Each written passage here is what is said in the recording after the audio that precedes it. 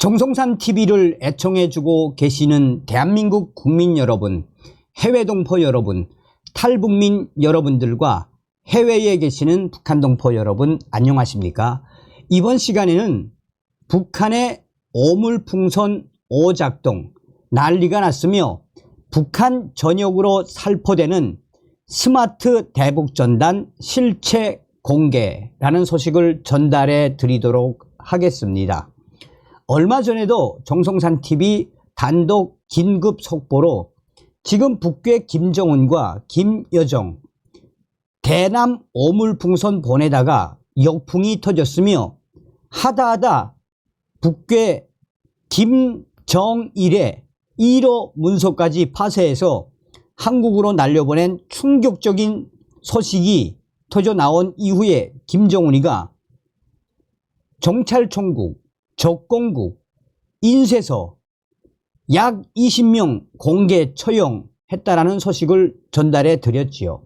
과연 북괴 김정은 대남 오물풍선과 탈북민들의 대북전단 누가 이기겠습니까? 정성산TV 좋아요, 구독, 알림은 큰 힘이 되겠습니다. 북한이 최근 한 달 새 한국에 7번째 오물풍선을 날려보낸 가운데 한국의 민간 단체 관계자는 북한 오물풍선이 원시적 기술을 사용함과 동시에 오작동도 많은 것으로 판단된다라고 말했습니다. 특히나 북한 당국 차원에서 보낸 대남 풍선으로 보기에는 기술력의 한계를 그대로 보여주었다라고 강조했습니다.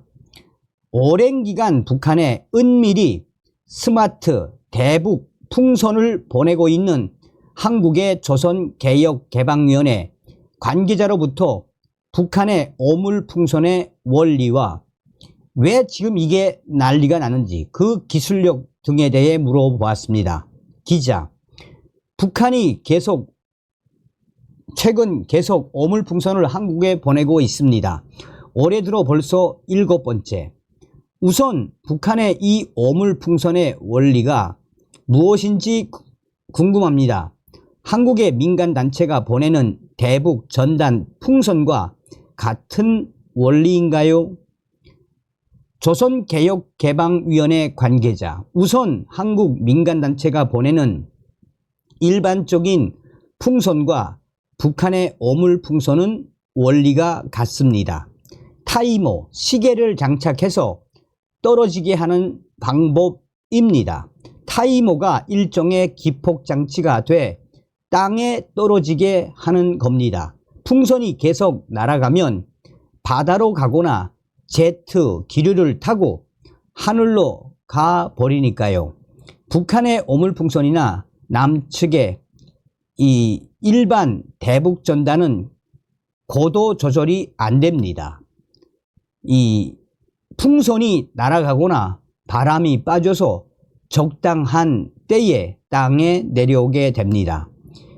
이번에 북한이 쓴 오물풍선은 중국제 라텍스 풍선입니다. 그건 가격이 좀 비쌉니다. 남한의 단체들은 일반 비닐 풍선을 쓰는데 라텍스 풍선이 더 내구성이 좋습니다. 남쪽 단체들이 사용하는 일반 비닐 풍선은 북한의 풍선보다 더 크고 깁니다. 거의 10m 가까이 되죠.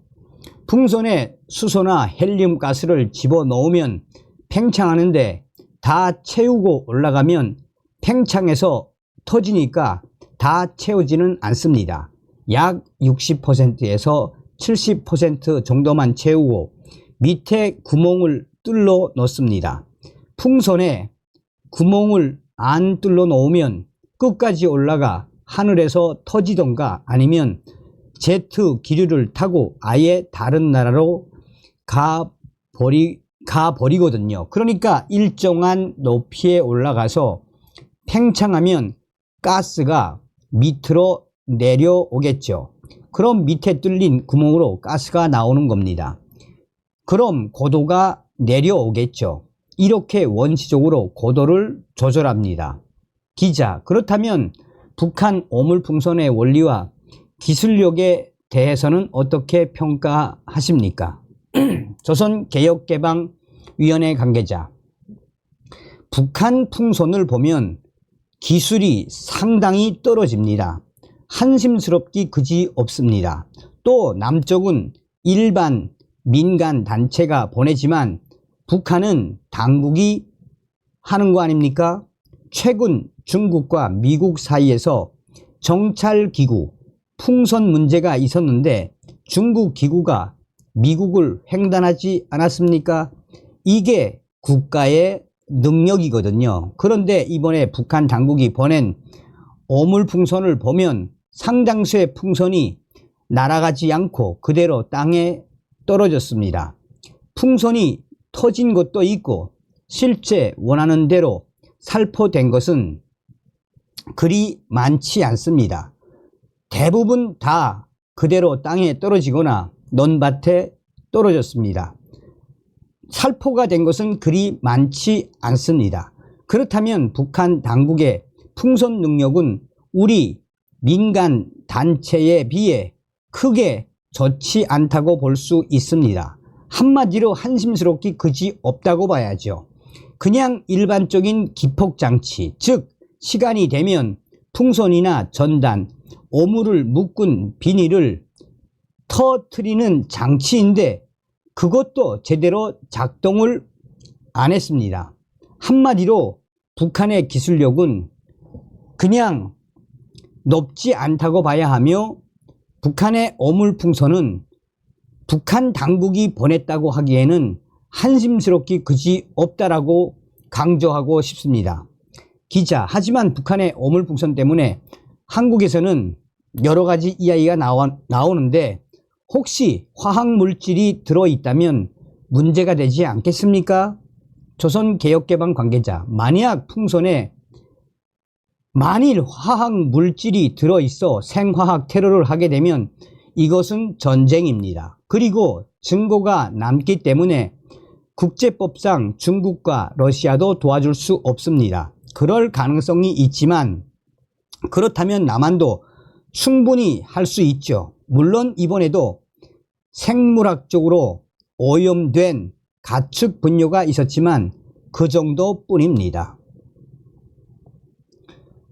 조선개혁개방위원회는 2017년부터 7년 넘게 디스펜서와 고도 조절 장치 그리고 위치를 추적할 수 있는 GPS 위성 항법 장치를 장착한 스마트 대북 전단을 북한 전역에 곳곳에 살포해 왔는데요.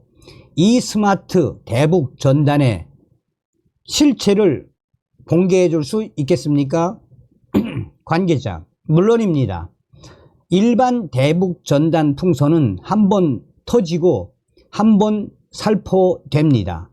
또 신고가 되면 그 지역을 모두 수색하면 되니까 북한 인민군들이 수고하는 게 가능하죠. 그렇지만 저희가 수년간 북한 곳곳에 살포했던 이 스마트 대북 전단은 일종의 폭격기라고 생각하면 됩니다. 종이를 대북 전단을 시간차로 떨어뜨리면서 북한 곳곳으로 가는 거죠. 스마트 대북 전단은 고도를 조절하면서 지속적으로 디스펜서에 의해 전단을 북한 전역에 뿌리기 때문에 1,000장을 넣어도 북한 전역 전부에 뿌릴 수 있습니다. 하지만 일반 대북 전단은 100만 장을 넣어도 한 군데밖에 안 떨어지죠. 저희가 GPS를 확인해 본 결과 제일 멀리 간 지역이 제일 멀리 간 지역이 중국 지린성까지 갔거든요. 일반 대북 전단의 한계는 고도 조절을 못한다는 것입니다. 그리고 한 번밖에 못 뿌린다는 것인데, 저희들의 스마트 대북 전단의 원리는 고도 조절을 하고 타이머를 장착해 계속 가면서 뿌린다는 겁니다. 풍향을 계산하면 이 풍선이 북한을 지날 때 약 몇 시간이 걸린다는 게 나오겠죠. 그럼 그 시간에 나누어서 전단을 살포할 수 있도록 타이머를 장착하고 디스펜서, 즉 전단을 프린터로 출력해 뿌리는 모터가 달린 롤러로 계속 뿌리고 가는 게 기본적인 원리입니다. 북한은 한국의 민간단체가 보내는 대북 전단에 맞서 오물풍선 살포하며 강경하게 대응하고 있고, 이에 대해 한국 사회에서도 우려의 목소리가 커지고 있습니다. 북한은 2017년 이후 처음으로 오물풍선을 보냈고, 한국은 2018년 이후 처음으로 대북 확성기 방송을 실시했습니다. 지금 이 상황을 어떻게 보십니까? 조선개혁개방위원회 관계자. 북한은, 특히나 김정은 정권은 대북 심리전을 가장 두려워합니다. 북한도 대북 확성기 방송이나 심리전이 확대되는 걸 원치 않습니다. 과거의 남북 군사 당국 대화에서도 북한이 가장 강력히 요구한 것이 대북 확성기 방송의 중단이었습니다. 그런데 지금 북한이 오물풍선의 살포라는 실책을 저지르면서 북한이 원치 않는 방향으로 상황이 흘러가고 있습니다. 지난 2020년 북한이 개성공단 연락사무소를 폭파할 때와 달리 이번에는 노동신문을 통해 이 사실을 일반 주민들에게 알리지 않고 있습니다. 개성공단 연락사무소를 폭파할 때는 노동신문에 대대적으로 보도하면서 북한 주민들이 남쪽으로 보내는 전단을 잔뜩 쌓아 놓은 장면도 보여주었습니다. 하지만 이번에는 북한이 겉으로 보기에 그렇게 적극적이지 않습니다. 오물풍선을 대량으로 보낸 게 북한의 실책이죠. 북한도 전단을 보냈거나 위장한 민간단체를 내세웠다면 한국 당국이 대응하기 어려웠겠죠. 하지만 인체에 해로운 오물풍선을 민간이 아닌 북한 국방성이 담화를 내고 인민군이 보냈다고 하니까 유엔군 사령부는 당장 정전협정 위반이라고 했고, 한국은 1차 경고를 했지 않습니까? 2차까지 오니까 명분이 생겼고, 확성기 방송과 9.19 군사합의 전면 효력 정지 등의 선택을 하게 된 거라고 생각합니다. 자, 이 스마트 대북 전단에 대해서도 제가 소상하게 말씀을 해드렸죠. 제가 이 관계자하고 통화를 했는데 이제 조만간 김여정이 뒤집어집니다. 김여정만 다음 시간에 알려드리겠습니다. 다음 시간에 뵙겠습니다. 멸공.